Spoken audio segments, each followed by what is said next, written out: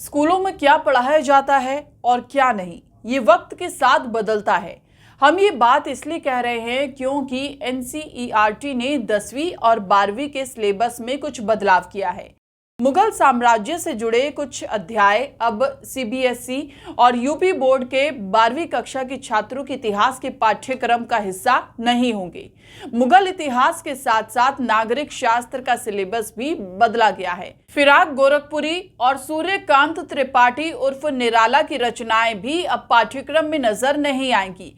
आपको ये भी बताना जरूरी है कि 12वीं क्लास के लिए मध्यकालीन इतिहास से मुगलों के इतिहास से जुड़े द मुगल कोर्ट और किंग्स एंड क्रॉनिकल्स नाम के 2 पाठ हटा दिए गए हैं। यूपी बोर्ड की 12वीं की क्लास से भी मुगल दरबार से जुड़े पाठ हटा दिए गए हैं।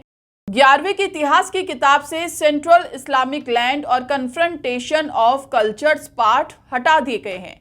10वीं की राजनीति शास्त्र की किताब से प्रजातंत्र और विविधता और पॉपुलर स्ट्रगल्स एंड मूवमेंट्स यानी लोकप्रिय संघर्ष और आंदोलन भाग हटा दिए गए हैं। इसके अलावा 12वीं की राजनीति शास्त्र की किताब से जन आंदोलन का उदय और एक दल के प्रभुत्व का दौर हटा दिया गया है। इनमें कांग्रेस के प्रभुत्व की प्रकृति, socialist, communist party of India, भारतीय जनसंघ आदि को पढ़ाया जाता है। एनसीईआरटी का अपडेटेड सिलेबस इसी शैक्षणिक सत्र यानी 2023-24 से लागू हो जाएगा।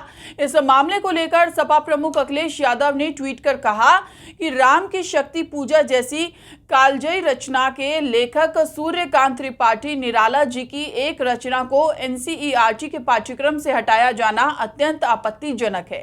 भाजपा सरकार स्पष्टीकरण दे और तुरंत उत्तर प्रदेश के अन्य कवियों की भी हटाई गई रचनाओं को फिर से शामिल करवाए। तो वहीं एनसीईआरटी सिलेबस से मुगलों के इतिहास को हटाने पर बीजेपी नेता कपिल मिश्रा ने इस कदम की सराहना की।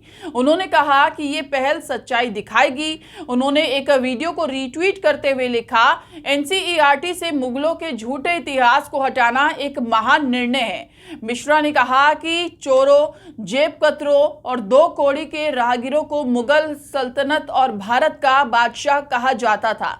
अकबर, बाबर, शाहजहां, औरंगजेब इतिहास की किताबों में नहीं, कूड़ेदान में हैं।